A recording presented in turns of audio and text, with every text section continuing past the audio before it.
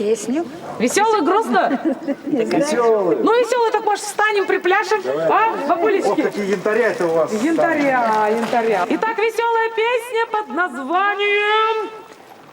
Посеяли девки лен. Посеяли девки лен в ночи, в ночной бичуре, не дойдя 4 километра до конца самой длинной улицы в мире. Ансамбль «Воскресенье». Давайте!